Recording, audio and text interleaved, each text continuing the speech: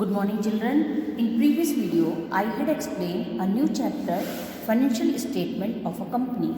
Children, in this chapter, we will discuss all the basic terms of accounting. So, let's start again. Children, in previous video, I had explained the meaning of a company. Good morning children. In previous video, I had explained a new chapter, financial statement of a company. Children, in this chapter, we will discuss all the basic terms of accounting. So, let's start. So, financial statement meaning is its statement which are prepared at the end of a given period of time for a business enterprise. In this statement, we will prepare position statement like income statement, also called statement of profit and loss. Next, notes to accounts, and third is cash flow statement. First, financial statement of a company. It includes subscribed capital, subscribed and fully paid up capital, subscribed but not fully paid up capital. Children, these terms you have to know very well. Called up share capital and paid up share capital. Next, the head of the company, reserve and surplus. Good morning class. In previous video, I had explained a new chapter, financial statement of a company. Children, in this period, we will discuss all the basic terms of accounting. So, let's start. Meaning of financial statement as used in accounting refers to statements which are prepared at the end of a given period of time for a business enterprise. According to financial statement, we will prepare position statement as per section 240, statement of profit and loss, also called income statement. Second, notes to account for a detail, cash account statement. So, the meaning of balance sheet is show the financial position of the concern by listing out all the assets and liabilities to on others' name. Good morning class. In previous video, I had explained a new chapter, financial statement of a company. Children, in this chapter, we will discuss the theoretical parts, basic needs. Good morning class. In previous video, I had explained a new chapter, financial statement of a company. In this chapter, we will discuss all the basic terms of accounting. So, let's start. So, first of all, the meaning of financial statement is which are prepared at the end of a given period of time for a business enterprise. According to financial statement of a company, we have prepared position statement as per section 2 bracket 40. Statement of profit loss, it's called income statement. Second is notes to account for detail. Third, cash flow statement. First, balance sheet. Show all the financial position of the concern by listing all the assets and liabilities at the end of a financial year. It's also shown a financial position of a company at a particular time. Second, statement of profit and loss. Show the various sources of income and the different head of expenditure in use statement of profit and loss. Third, notes to account are a series of details and additional information for various items mentioned in the financial statement. And last one is cash flow. Cash flow, according to section 3, show the inflow and outflow of cash during the accounting year. According to a company, we use share capital. It has divided in other categories like share capital, subscribed capital, subscribed and fully paid up capital, subscribed but not fully paid up, called up share capital and paid up share capital. We already has discussed these concepts in our share chapter. Next topic is reserve and surplus. Reserve and surplus has shown different items. First, capital reserve, security premium reserve, capital redemption reserve, debenture redemption reserve, revaluation reserve, share option outstanding account and other reserve. So, first of all, I want to explain the meaning of reserve. Reserve means the amount set aside out of profit and other surpluses which are not earmarked in any way to meet any particular liability known to exist on the date of balance sheet. This is reserve. First, capital reserve. Capital reserve is a reserve which is created out of capital profit. It divided like gain on sale of fixed asset, gain on sale of investment, gain on reissue of forfeited shares, and gain on purchase of an existing business. Next is capital redemption reserve. Capital redemption reserve means when a company buy its own shares out of free reserve or security premium reserve, a reserve is created known as capital redemption reserve. Next, security premium reserve is a reserve which comes into existence by the amount received in excess of the nominal value of securities are called security premium reserve. Next, debenture redemption reserve is a reserve which is created by the amount prescribed under Section 71 of the Company Act 2013 and related rule of the companies, a company before redemption of debenture commence in case of partially convertible debenture. Next, revaluation reserve. Revaluation reserve is a reserve which comes into existence by the upward revision of the book value of asset of the company. When the value of assets are revised less than the book value or the assets are sold or discarded, revaluation reserve is created. Share option outstanding account. It is a reserve which is created by crediting the difference between the market value and issue price of shares issued to employees over the vesting period. Other reserves.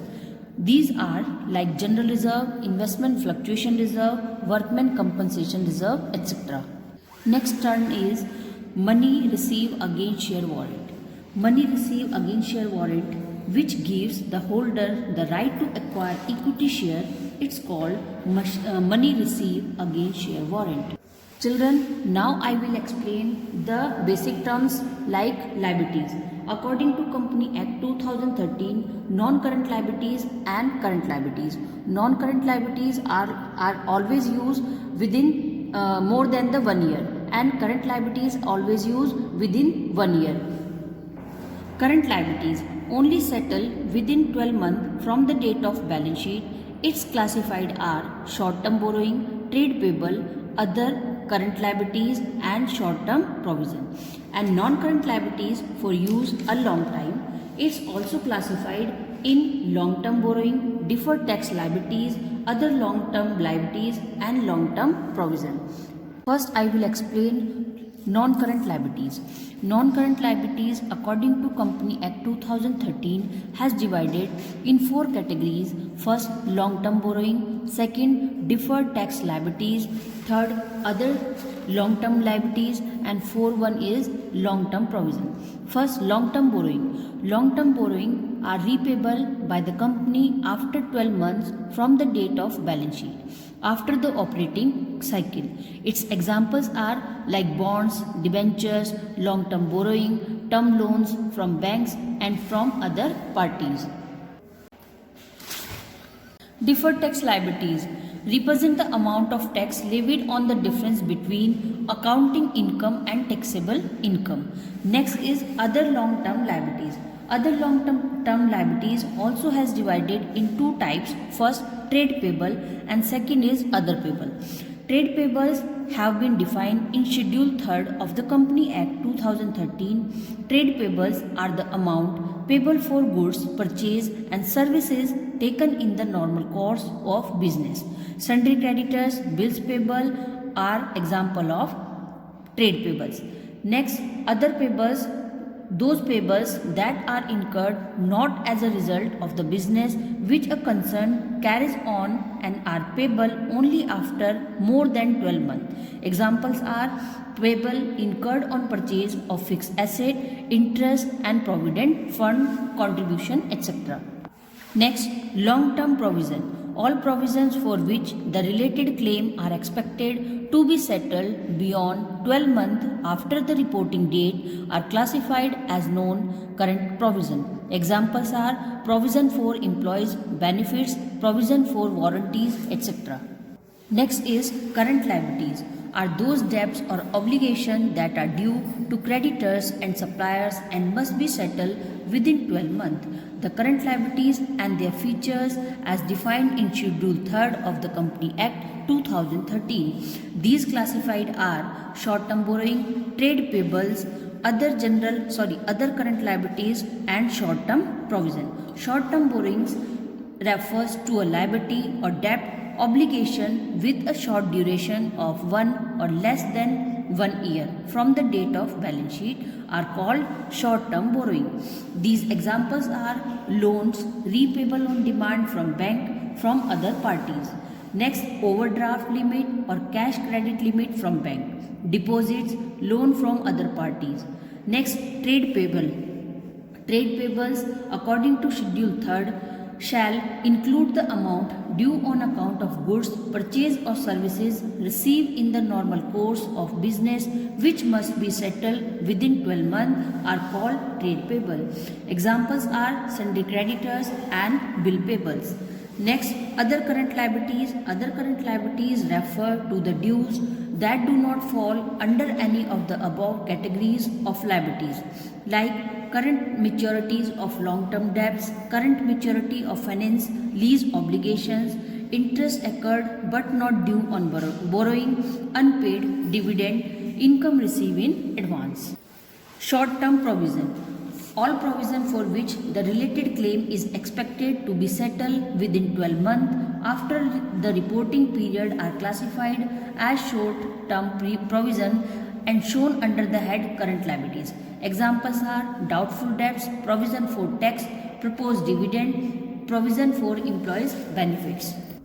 Now I will explain that assets. Assets has two types. First, current asset and second is non-current asset.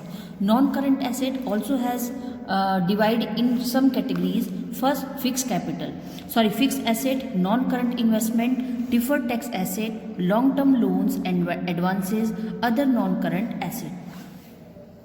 Fixed assets are like building, machinery. It also has divided in two types. First, tangible asset and second one is intangible. Tangible assets are those assets which can be physically seen or touched. Examples are land, building, machinery, equipments, vehicles, etc. Intangible assets are those assets which cannot be seen or touched. Our examples: goodwill, brands, trademark, computer software. Next is non-current investment are those investment which are not held for purpose of resale but to retain them. Examples are investment in property, investment in equity instrument, investment in preference shares, investment in mutual funds. Next, deferred tax. Deferred tax assets refers to the difference between accounting income and taxable income when the taxable income is moved. Examples are tax liabilities. Next, long-term loans are those loans and advances those are expected to be received back in cash or kind after a time span of 12 months from the date of balance sheet or after the period of operating cycle. Examples are long-term loans, advances are capital advances, security deposit. Next one is other non-current asset. Other non-current assets, those non-current assets which are not included in any of the above head like long-term trade receivable. Example, long-term trade receivable and next current non-current asset.